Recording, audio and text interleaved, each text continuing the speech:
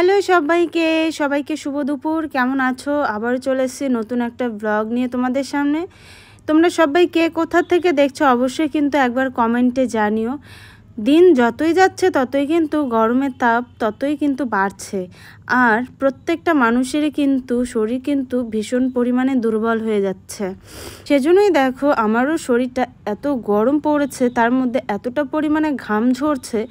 যত ঘাম ঝরছে ততই কিন্তু শরীর কিন্তু আমাদের দুর্বল হয়ে যাচ্ছে এত গরমের জন্যই। সেই জন্যই দেখো আমি দুপুরে বানিয়েছিলাম এই লেবু শরবতটা। দুপুরে আমি ফটো পোস্ট করেছি, যদিও তোমরা দেখেছো। তো খেতে কিন্তু ভালোই লাগছিল, টক টক দারুণ কিন্তু লাগছিল, মিষ্টি লবণ দারুণ লাগছিল। সাথে দেখো একটু কিন্তু লেবু গ্লাসের মধ্যে একটু চাক করে কেটে নিয়েছি সৌন্দর্য করার জন্য। শুভ সন্ধ্যা বন্ধুরা, কেমন আছো সবাই? একটু কমেন্টে জানাবে তোমরা সবাইকে কোথা থেকে দেখছো অবশ্যই একটু জানাবে। তো দেখতে পারছো প্রচণ্ড পরিমাণে কালকের থেকে পড়েছে গরম। গরমে আর তো কিছুই ভালো লাগছে না। মেয়ের দিকে শুয়ে আছে তো বলছে আমাকে কি বানিয়ে দেবো তোমাকে, ডিঙ্কা চিকা তো বলছে আমাকে লুচি বানিয়ে দাও।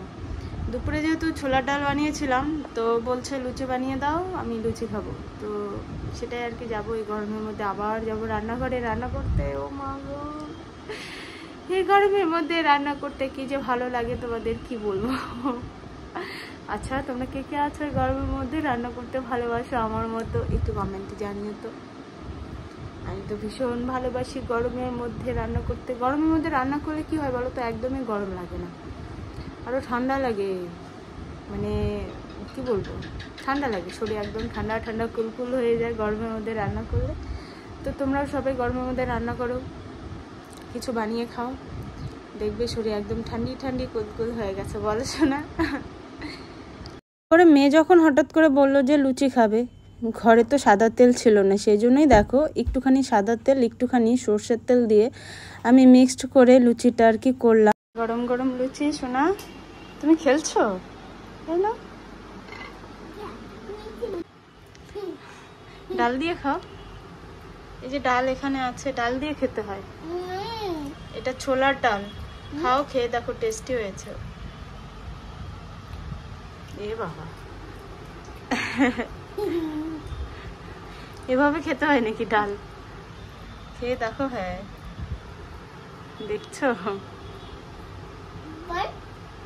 মোবাইল লাগবে?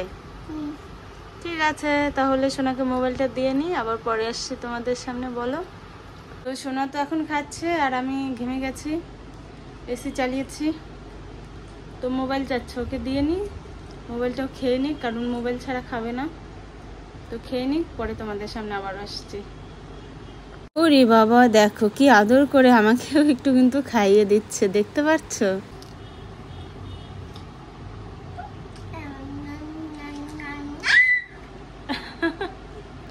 তো খাওয়া কমপ্লিট হয়ে যাওয়ার পরে দেখো এদিকে আবার সোনা একটু পড়তে বসেছে। পড়াশোনা তো করতেই হবে। তো চলো, আজকে ব্লগটা তোমাদের কেমন লাগলো? গরমের জন্য সারাদিনে ব্লগ তোমাদের দিতে পারলাম না, এইটুকুই দিলাম।